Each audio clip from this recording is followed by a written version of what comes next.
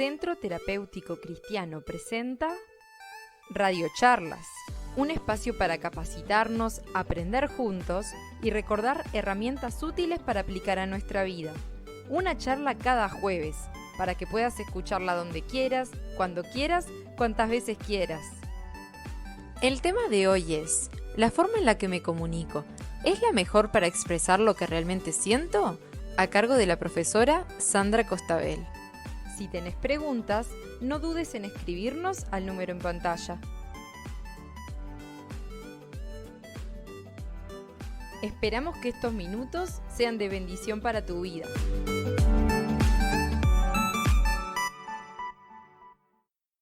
Todo el mundo dijo que se encargaría, pero al final, ¿no les ha pasado en el trabajo, en algún lado? ¿Y quién se iba a encargar de esto? No sé, yo pensé que vos te ibas a encargar. Y yo pensé que vos, y al final nadie hace, y ahí lo plantea también en algunas situaciones de iglesia, el pastor le encargó tal cosa y le dijo que no tenía que ser hipócrita, pero al final él se desentendió y lo dejó de responsable. Y hay problemas de comunicación en todos lados, también en los grupos de las iglesias, en los grupos de los trabajos, en los equipos de trabajo. Es muy importante tener una clara comunicación. Lo que vamos a hacer en estos 30 minutos por ahí, es como desmenuzar un poquito esto de la comunicación, sencillo, ¿no? Para entenderlos todos, no vamos a hacer ninguna clase así extraña. Pero bueno, yo hace muchos años que trabajo en comunicación de estas áreas multifacéticas que decía Evelyn por ahí, trabajo en radio, hace muchos años, no sé, desde el 98 yo creo, ya estaba trabajando en radio. Así que esto de la comunicación me es bastante familiar. Ahí tienen una foto de mi tarea en Radio Rural, que hace muchos años que desarrollo, en la madrugada, y aparece por ahí una definición, ¿no? Esas definiciones básicas de qué es la comunicación.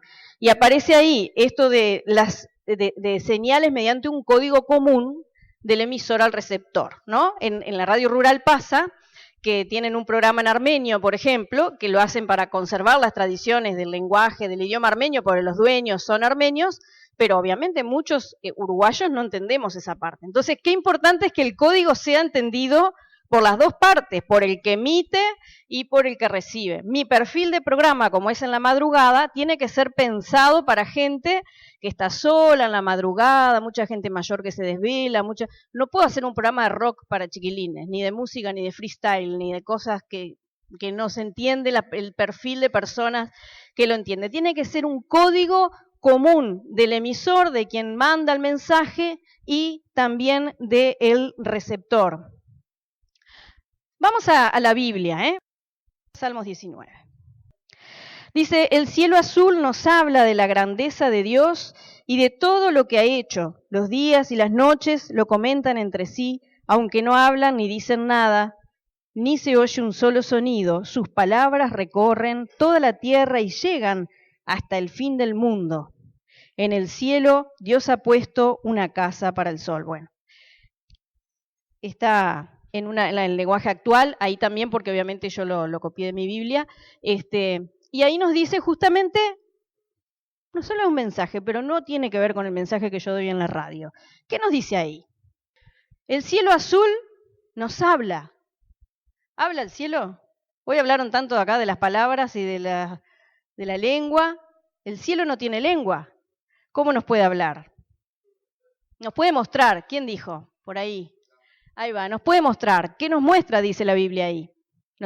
Nos habla de la grandeza de Dios y de todo lo que ha hecho, ¿no? Y dice que los días y las noches lo comentan entre sí, es como que hay un diálogo de la naturaleza que también emite un mensaje, ¿no? Es interesante porque a veces nos centramos solo a pensar en la comunicación cuando hablamos con palabras.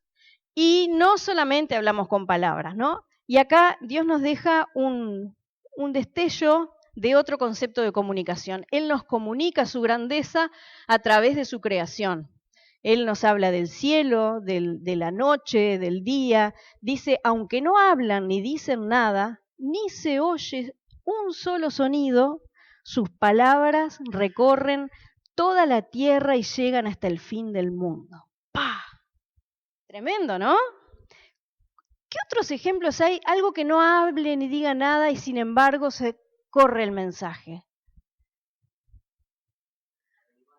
un animal, una mascota. ¿Qué nos puede comunicar una mascota que no hablan por lo general? Mi perra está por hablar, pero todavía no. ¿Qué nos comunica? Amor, ¿no? Uno le mira los ojos a esos animalitos, su fidelidad. A mí me espera cuando voy al baño, no sé qué espera que salga yo del baño con qué, pero me esperan. Esa fidelidad que nos acompaña a todos lados, nos sigue, nos espera, nos comunica amor, por ejemplo, nos comunica fidelidad. Y así hay muchos ejemplos. Los humanos, aún sin hablar, cuando uno va a un hospital y acaricia a un enfermo, le da la mano, a veces aunque no diga nada, está comunicando muchísimo, ¿verdad? También eso es comunicación. Entonces vamos aprendiendo que la comunicación no es solamente hablar. Miren qué linda foto. ¿Qué nos comunica esa foto? Amor, romance, ese es mi hijo, mi nuera, ¿eh? Imagínense. Amor, romance, una relación entre ellos, ¿verdad? Si estuvieran en una relación más agresiva, tendrían otra pose. Ahí muestran cariño, muestran una relación, un vínculo afectuoso. Una majestuosidad del cielo también. Yo cuando leí eso me acordé de esta foto y enseguida se la pedí, ¿no? Un cielo distinto. Vieron que el cielo no es igual en todos lados, ¿no? Ellos ahí están en Jordania y se ve la Vía Láctea de una manera espectacular y se ve, ¿no? Y uno dice, ¿cuánto, no? ¿Cuánta grandeza? Uno le puede comunicar muchas cosas de esas fotos, ¿no? Uno puede decir es el atardecer porque ve una luz allá. Uno puede, ¿qué más? Hay muchas estrellas, puede pensar uno, ¿qué más hay más allá de la Tierra? Muchas cosas uno puede pensar viendo una imagen así. Otra imagen que también se la pedí a él. ¿Qué nos comunica esa imagen? Paz, a alguien le puede comunicar paz, a otro le puede comunicar recuerdos, capaz que estuvo en un lugar así y le trae un recuerdo, ¿no? ¿Es una playa uruguaya? No, ¿por qué dicen que no? Por la arena, ¿que cómo es? Roja, ahí está. ¿Cómo no nos habla la foto, no? Pero vamos teniendo datos, ¿no? ¿Cuántos datos podemos tener con la imagen? Yo le digo a mis alumnos siempre, si ustedes quieren saber qué pasó en una etapa de la historia, vayan a ver el arte, las canciones, los cuadros. Ustedes van a ver en un museo lo que nos dejó el arte en la Edad Media y uno se da cuenta de todo lo que pasaba ahí, ¿no? Los conflictos, cómo valoraban el cuerpo humano, o cómo no, o las deidades, ¿no? Si era una etapa donde el Dios se adoraba o se mostraba en el arte o no, en otras se muestra el paganismo, según, ¿no? Pero sin hablar hay muchas formas también de estar comunicando. Eso lo que quiere decir entonces es que tenemos un lenguaje que es escrito y un lenguaje que no lo es. Tenemos la palabra, que es solo un código posible, ¿no? El lingüístico, que puede ser escrito u oral. Yo les traje para leerles un texto, un pedacito, un texto maravilloso de Neruda, que tiene un texto que se llama justamente Las palabras. Y es maravilloso lo que él logra transmitir con palabras justamente sobre el valor de las palabras. Dice, todo lo que usted quiera, sí señor, pero son las palabras las que cantan, las que suben y bajan. Me prosterno ante ellas, las amo, las adhiero, las persigo, las muerdo, las derrito. Amo tanto las palabras, las inesperadas, las que glotonamente se esperan, se acechan hasta que de pronto caen, vocablos amados, brillan como perlas de colores, saltan como platinados peces, son espuma, hilo, metal, rocío. Persigo algunas palabras, son tan hermosas que las quiero poner todas en mi poema. Las agarro al vuelo cuando van zumbando y las atrapo, las limpio, las pelo, las preparo. Bueno, y así sigue. Este texto es precioso, si lo quieren buscar, se llama La palabra justamente, y termina diciendo, todos se lo tragaban, está hablando del conquistador, ¿no? Dice, por donde pasaban quedaba arrasada la tierra, pero a los bárbaros se les caía de la tierra, de las barbas, de las cerraduras, como piedrecitas, las palabras luminosas que se quedaron aquí, resplandecientes, el idioma. Salimos perdiendo, salimos ganando. Se llevaron el oro y nos dejaron el oro. Se lo llevaron todo y nos dejaron todo. Nos dejaron las palabras. Es muy bello ese texto de Neruda que nos habla del valor que tienen las palabras. ¿Alguna vez se pusieron a pensar si vieron que nosotros tuvimos lucha entre los portugueses, los españoles? Si hubieran ganado los portugueses, hablaríamos portugués. ¿Y los ingleses también? O hablaríamos inglés, ¿no? ¿Y cómo se juega en eso? Hoy tenemos un riquísimo idioma español. El que plantea ese dilema en un libro es Álvaro Pandiani. Plantea en una novela todo ese asunto en la época colonial y decía cómo, bueno, finalmente tenemos este idioma, ¿no? Así que hay una comunicación lingüística que es a través de las palabras, del código del idioma, que tremendo lío se armó cuando se separaron los idiomas para entenderse. Puede ser escrito o puede ser oral. Y está el no lingüístico, que yo ahí le puse 3, pero se pueden buscar más, ¿no? Visual, que es lo que hicimos hoy, el ejercicio de las fotografías, el gestual y el acústico, el escuchar, ¿qué me dice este sonido, no? ¿Qué me está diciendo ese ruido? ¿Qué es ese gemido? Yo a veces voy a los hogares de ancianos y los viejitos lloran de una manera o se expresan de otra y uno dice, ¿qué me está diciendo, no? ¿Qué me está queriendo comunicar cuando no puede hablar, ¿no? Con un sonido. Y el gestual hoy lo veíamos acá, ¿no? Ella así resoplaba, tratando de llamar la atención de él y no había forma, ¿no? Eran gestos lo que hacía, no le estaba, después empezó a hablar, pero al principio se comunicaba de otra manera. Y también es importante en este diagnóstico que estamos haciendo de cómo es la comunicación, darle importancia a esto, también para enriquecernos, porque yo les traje también de un devocional, un pedacito les voy a leer, pero que nos habla del valor del silencio, el silencio como enriquecedor también. En este devocional se va al texto de Marcos capítulo 1, versículos del 12 al 15, que nos habla de cuando el Señor se va al desierto, ¿no? Dice, en aquel tiempo el Espíritu empujó a Jesús al desierto, se quedó en el desierto 40 días, dejándose tentar por Satanás, vivía entre alimañas y los ángeles le servían. Cuando arrestaron a Juan, Jesús se marchó a Galilea a proclamar el Evangelio de Dios. Decía, se ha cumplido el plazo, está cerca el reino de Dios, convertíos y creed en el Evangelio. Eso es el texto bíblico. Y ahí está todo yo no les voy a leer todo el devocional, pero dice, el desierto es un símbolo, es decir, no significa que nos tengamos que ir al desierto del Sahara, sino que tenemos que propiciar aquello que el desierto simboliza. ¿Y qué simboliza el desierto? El desierto simboliza precisamente esa necesidad que todos tenemos del silencio.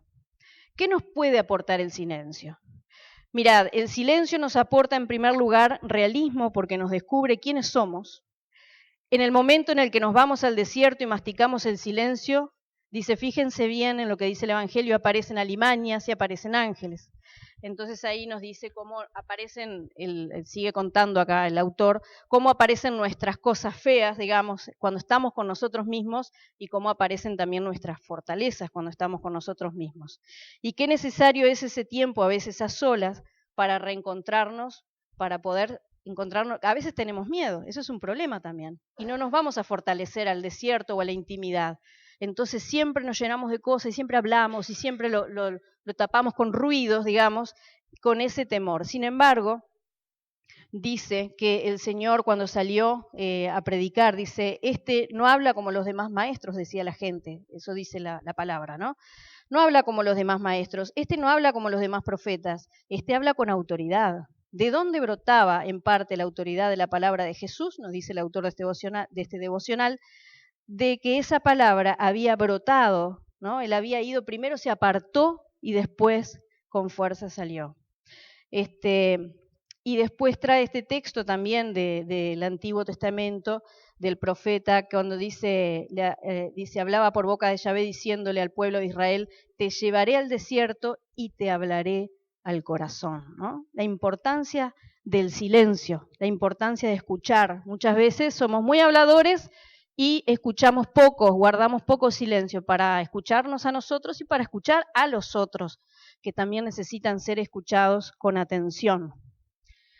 Bien, el mensaje también tiene intención, eso es importante saberlo, hay una intención comunicativa, dice allí, es el objetivo que perseguimos cuando hablamos, escribimos o cuando emitimos un mensaje. Si queremos informar, el mensaje es de una manera, si queremos convencer es de otra. Ahora nosotros somos expertos en saber de esos mensajes que estamos en etapa de campañas políticas. Sabemos que una cosa es que nos quieran decir algo porque sí y otra cosa es que nos quieran convencer.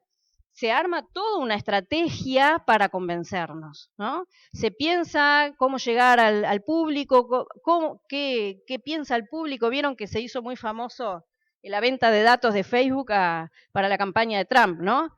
¿Qué hacía Cambridge Analytica? Lo que hacía era analizar la población, veía qué características tenía y de acuerdo a lo que esa población quería escuchar, le mandaban ese tipo de mensajes, ¿no? Todo una intención en el mensaje para convencer y manipular a las personas. Así que bueno, la intención del mensaje. Ahí tenemos la intención que primero les contaba cuando veíamos la foto de mi hijo, a ver si la encontramos ahí, la intención esta, ¿no? ¿Qué intenciones podían haber entonces en eso? Hoy estuvimos hablando un poquito. La intención de Dios de mostrar su grandeza, la intención de la belleza, de los objetos que reflejan la grandeza de Dios, y podemos seguir pensando en otras intenciones para comunicar. Y después tenemos un gran mensaje, por ejemplo, ahora yo voy a mostrarles ahí en Mateo 28, que es un pedido que nos hace Dios, que es que demos un mensaje con intención.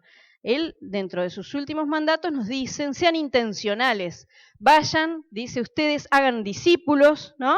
¿Cómo lo dice allí? Dice, ustedes vayan y hagan más discípulos míos en todos los países de la tierra, bautícenlos en el nombre del Padre, del Hijo, del Espíritu Santo, enséñenles a obedecer todo lo que yo les he enseñado, yo estaré siempre con ustedes, ahí nos promete compañía, pero qué tremendo, nos manda a ser comunicadores, nos manda a que tenemos que comunicar algo, ¿no? Con intención, ¿no? Tenemos que lograr estas cosas que Él nos pide. Así que es bien interesante lo que nos dice. Vamos a hacer un repasito entonces. Teníamos por un lado la transmisión de señales mediante un código común, ¿verdad? El emisor y el receptor tienen que entender el código, hablar todos español, por ejemplo, si es que es hablado. Después hay diferentes códigos, están los lingüísticos, los hablados y los no lingüísticos, y el mensaje tiene que ser intencional, ¿verdad? Los cristianos tenemos un mandato muy importante asociado a un mensaje que tenemos que comunicar. ¿Cómo debemos comunicar ese mensaje, ¿no? Y bueno, y vamos a seguir entonces avanzando. ¿Cómo tenemos que hacer? Vamos a ver el emisor. Nosotros somos el emisor, los que vamos a decir el mensaje. El emisor, dice ahí, tiene que conocer... no les pasé la diapo, perdón, yo la estoy pasando para mí. Él tiene que conocer la intención, o sea, tiene que saber qué quiere lograr comunicar. Yo cuando me senté a preparar esto, digo, a ver, ¿qué les quiero decir? ¿No? Tiene que saber uno qué quiere comunicar, tiene que utilizar un canal adecuado. Por ejemplo, si yo ahora vengo acá y le digo todos los gritos, o no sé, capaz que no les comunico nada, ¿no? Tengo que buscar un canal que a ustedes les llegue bien, o eso, si yo empiezo a hablar en un código que no entienden, en inglés, yo qué sé, capaz que no todos saben inglés y no entienden. Tienen que conocer su auditorio, los que yo les decía que pensaba en mi audiencia de la radio, ¿no? ¿Cómo son? ¿Qué quieren escuchar? Uno tiene que conocer quién está. ¿Vieron cuando alguien va a hablar a una iglesia y dice, ¿y son creyentes, no son creyentes? Para saber, ¿no? ¿Qué necesitan escuchar?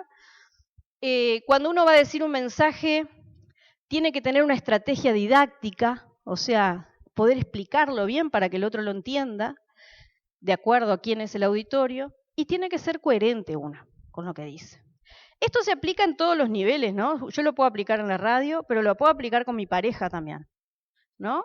Yo tengo que explicarle algo que entienda, tengo que saber qué le quiero comunicar, tengo que, no sé, explicar, ser coherente con lo que digo, no decir una cosa y vivir otra, ¿no? Eso pasa mucho en las parejas a veces, ¿no? Que alguien le dice una cosa con palabras, pero vive lo contrario, entonces eso, ¿cómo era? Se borra con el codo lo que escribimos con la mano, ¿no? Una cosa así, y no tiene valor el mensaje. Entonces, esto se aplica en cualquier área de la comunicación. ¿Qué es lo que pasa habitualmente?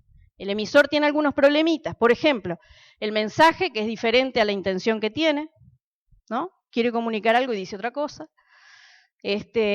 O vive otra cosa, utiliza canales inapropiados, no tiene en cuenta el auditorio, no le importa la didáctica, no conoce el contenido que va a comunicar, o es hipócrita o incoherente. Tenemos ahí un pasaje para ver los canales adecuados. Cuando Jesús le pregunta al ciego, Jesús sabía lo que precisaba el ciego, pero allí en Marcos 10 le dice, ¿qué quieres que haga por ti? ¿Jesús precisaba preguntarle eso? No. Pero el canal que él utiliza es de total respeto, ¿no? ¿Qué quieres que haga por ti? Para que él le diga cuál era su necesidad. Él utiliza un canal adecuado, ¿no? Respetar al otro, preguntarle qué necesidad priorizaba. el canal inadecuado, acá pusimos el emoji ese del monito tapándose, porque a veces nos ponemos a hablar y no escuchamos al otro. ¿Qué necesita? Nunca le preguntamos, ¿y vos qué necesitas? O vieron los amigos de Job, iban y hablaban y opinaban y decían y juzgaban y no sé. Y hay muchos somos así, ¿no? Para no decir hay muchos, como si la iglesia es toda santa y afuera están los... Nos pasa a todos, ¿no? En la iglesia adentro también, que a veces hay gente que habla y no escucha. Y entonces esa habladuría, esas palabras, esa cantidad de palabras es un canal inadecuado para llegar con un mensaje. Cuando alguien está atravesando un problema y viene a aturdirte con palabras, no lo puedes escuchar. Precisás a alguien con un canal, precisás un Jesús que te diga qué quieres que haga por ti. Y ahí vos le podés decir, abrir el corazón y decir, yo lo que necesito es que ores por mí, necesito que me acompañes al médico porque tengo miedo del resultado, necesito que, ¿no? Y cada uno va a priorizar, entonces el canal, ahí son algunos ejemplos de un canal adecuado e inadecuado. Bueno, acá tenemos el ejemplo de conocer el auditorio. Puse la foto esta de, bueno, Jesús no se sacó fotos, pero es una imagen del Señor Jesús con ovejas, porque vieron que Él conocía el auditorio. En la época en que vivió, Él usó ejemplos de las ovejas, usó ejemplos de todo el contexto que Él tenía. Hoy, yo creo que si estuviera hoy Jesús acá, usaría un ejemplo de un smartphone o de alguna aplicación, yo qué sé, hablaría de cosas de hoy, para que la gente lo entienda, ¿no? Una vez un pastor me dijo, yo me convertí cuando entendí que el Señor entró a Jerusalén en un pollino de asna, y este pastor era un hombre de campo, de Salto, era un criador de ovejas, conocía muy bien el campo, y dice, cuando entendí que Jesús entró en un burro sin domar, dije, apa, pero eso yo nunca me había dado cuenta. Él se dio cuenta porque era del campo. Y así pasaba con el auditorio que Jesús le hablaba, ponía ejemplos, ¿no? Yo soy el buen pastor su vida da por las ovejas, y así daba ejemplos del momento, de lo que la gente hacía, conocía el auditorio, ¿no? A veces no pensamos, por ejemplo, vamos a tener una charla después de comer, eso sabemos, y ahí tenemos que utilizar algún tipo de estrategia, o a esta hora de la noche, ¿no? Que todos vienen cansados de trabajar, un poco de audiovisuales, un poco de no sé qué, yo doy clases de noche. Y una cosa que me agradecen los alumnos es usar audiovisuales, porque me dice, si no, claro, vienen cansados, donde empiezan a aplacarse, sentarse quietitos, empiezan como Mr. Bean, ¿no? Entonces hay que conocer el auditorio para ver qué ideas tiene previas, en qué situación viene, si está cansado, si no está cansado, si me va a escuchar con atención o no. Así que seguimos con los ejemplos de los errores y aciertos de los comunicadores. Estrategias didácticas, ahí tenemos una foto del señor escribiendo en el piso, porque en ese momento no había pantallas ni proyecciones, pero usaba una estrategia didáctica, quería mostrar un ejemplo, él contaba historias, es un gran ejemplo que aún hoy funciona. Yo cuento mucho historias para dar talleres a veces y la gente se reprende, porque no se usa tanto ahora y es como una novedad. Era muy didáctico Jesús como maestro para contar, como comunicador. En la otra foto estamos en Haití, con un montón de prácticas inadecuadas, la gente necesita educación, valoran la educación, pero los niños están ahí amontonados, les hacen repetir todo como loros, una práctica que nosotros teníamos en el 1800 también, ¿no? Pero si no hacen las cosas, los deberes, los ponen de rodillas arriba, los torturan, como hacían acá también en la época de Varela, que le ponían arriba maíz y todas esas cosas. Entonces son prácticas... no son prácticas didácticas buenas, dejan malos recuerdos, ¿no? Entonces uno no aprende de la misma manera, no recibe la comunicación de la misma manera. Hay que saber de lo que uno habla. Ahí tenemos una foto, o también no es foto, ya les dije, un dibujo, lo que sea, de Jesús cuando era adolescente, que aún en ese periodo de su vida deslumbra a los maestros de la ley con todo lo que conocía de las escrituras, ¿no? Él sabía de lo que hablaba, aún desde chico, ¿no? Tenía total conocimiento de lo que hablaba. Escuchar a alguien que no sabe es una cosa que a uno le da hasta vergüenza ajena, ¿no? Pero a veces pasa que el que va a comunicar no sabe de lo que habla. A veces yo escucho en la radio, yo soy trabajadora social, entonces a veces uno escucha periodistas hablando de temas sociales y le embarran, dice, este no sabe nada del tema. Uno se da cuenta, ¿no? Y bueno, quizá quien no sabe nada no se da cuenta para eso, pero para el otro a mí ya lo descalifico, digamos, ¿no? Él sigue hablando, pero yo para mí ya le bajé la cortina porque sé que está hablando sin saber. Entonces, es muy importante conocer del tema cuando uno se va a comunicar. Y por último, la integridad, la coherencia, decíamos. Y ahí hay una imagen del Señor que fue coherente en todo momento, ¿no? Con su integridad, con su vida, todo lo que nos comunicó lo respaldó. Él dijo que iba a morir y murió. Él dijo que iba a resucitar y resucitó. Él dio su vida por sus amigos. Él nos comunicó un evangelio de buenas nuevas. Y por otro lado, la hipocresía, que a veces que se vive en todos lados, pero también en el ámbito cristiano, a veces hay gente que dice, yo soy como, bueno, creo lo de Jesús, todo, y te habla del evangelio, y uno le ve la vida y no refleja evangelio. Entonces, no, esto que decíamos, no es el contramensaje, a mí me hace ruido porque no lo veo hipócrita y no me refleja. Entonces, la columna de allá, toda aquella columna es la que debemos practicar como comunicadores y la columna de acá son las malas prácticas como comunicadores. Ahora, ¿nosotros comunicamos lo que sentimos o comunicamos lo que pensamos? ¿Qué creen ustedes? Las dos cosas. Las dos cosas. Bueno, a ver, vamos a ver porque hay ahí un dilema lógico como teníamos en filosofía antes. Yo no les pasé, yo me olvido que no. Ahí está, comunicamos lo que sentimos o lo que pensamos. Este es el dilema, ¿no? Pensamos, actuamos y sentimos, ¿verdad? Y tenemos el triángulo ahí para el chiquito, la persona, él refleja una persona como cualquiera de nosotros. Y el dilema lógico es este, si actúo lo que siento, la gente dice, yo siento, yo no sé qué pienso, yo lo que siento es rabia, ¿no?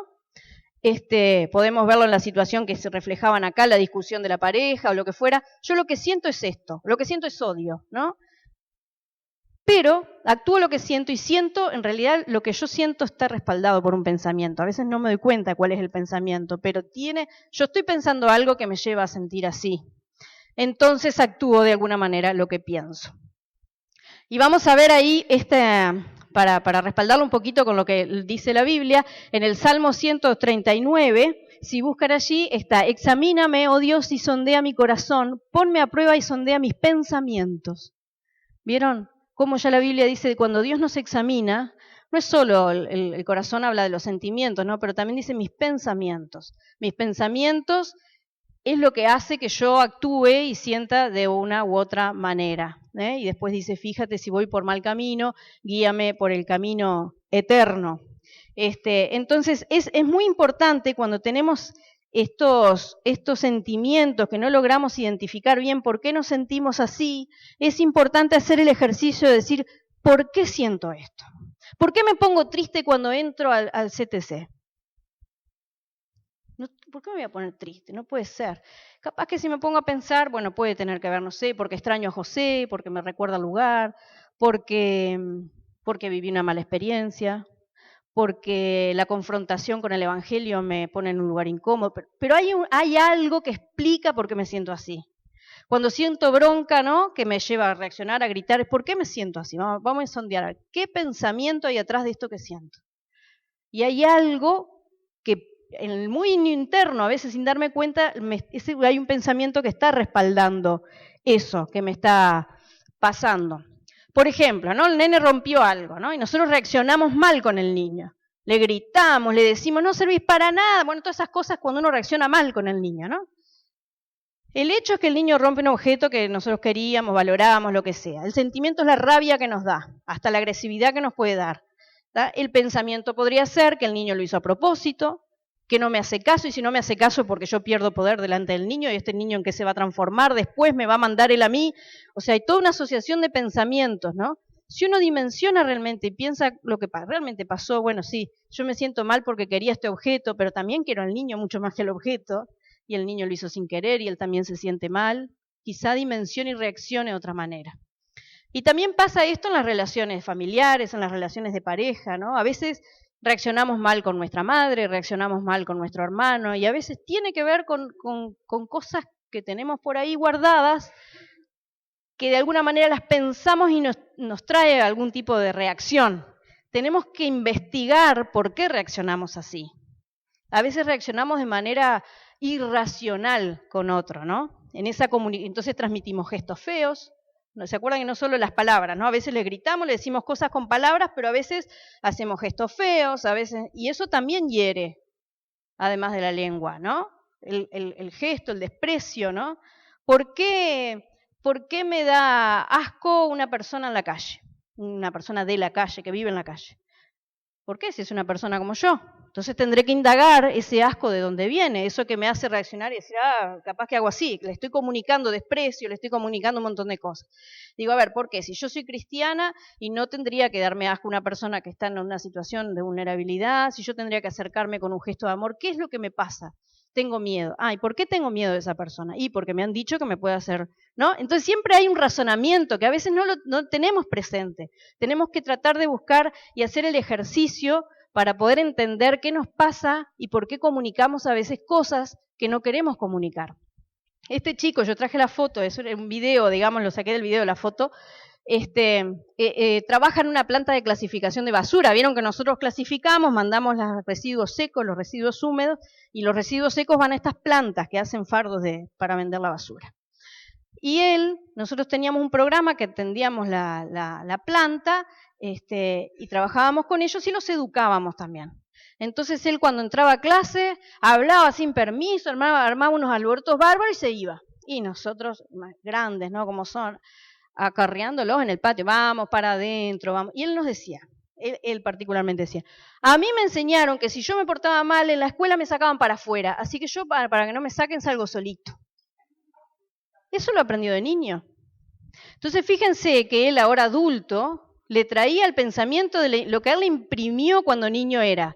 Él hablaba en clase, eso era portarse mal. Si hablaba sin permiso en clase, se portaba mal y lo echaban, él ahora que era grande no iba a permitir que lo echaran, él se iba solito. Y para mejor no entendería nada porque yo lo traía para adentro. Entonces, ¿cómo nosotros vamos adquiriendo cosas en nuestra historia de vida, ¿no? Y hay un montón de ejemplos. Aquel que le decía, ¿por qué, mamá, no puedo apoyar el gorro en la mesa? No se puede, ¿cómo vas a apoyar el gorro en la mesa? Eso no se puede, eso no está permitido. ¿Pero por qué? Y siempre fue así, tu abuela lo dijo. Abuela, ¿por qué no le dejabas a mamá apoyar el gorro en la mesa? Ay, no, mi hijo, eso fue una vez que ella tuvo piojos, que no sé.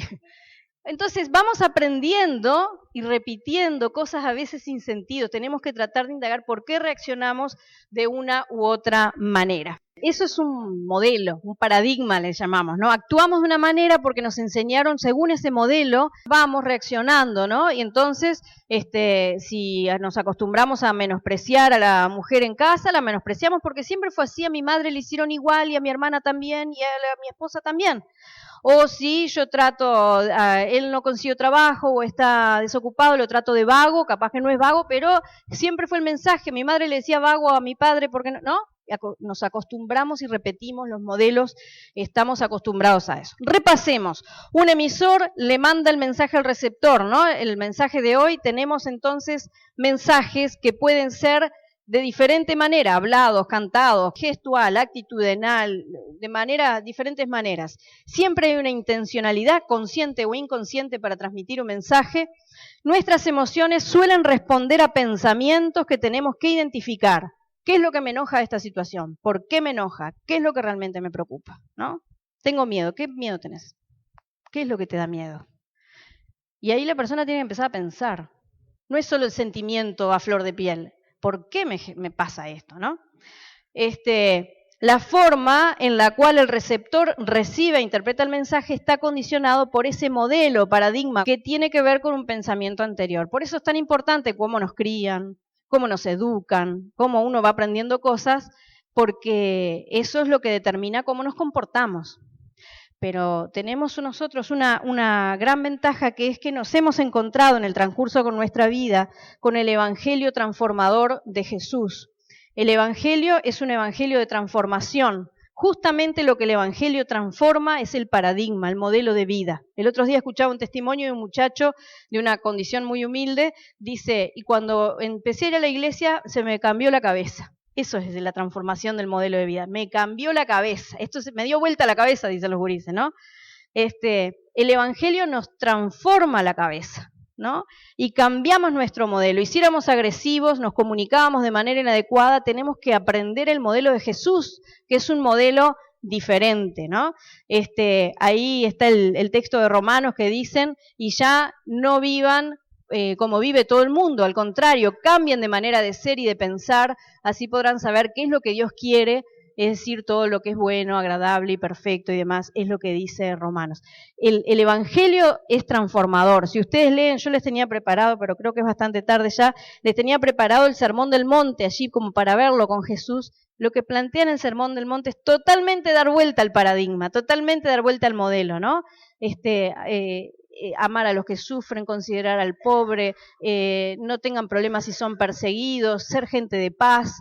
Todo lo contrario es lo que decía el Sermón del Monte. Ese es el Evangelio transformador de Jesús y que puede transformar nuestra manera de ver, de mirar y de comunicarnos con el otro. Y la base del Evangelio, una cosa re loca para ese momento, cuando Jesús trae el mensaje del Evangelio, es el amor, ¿no? En una sociedad donde primaba la venganza, la agresividad, las relaciones de poder totalmente asimétricas, el amor es lo que el Señor viene a predicar.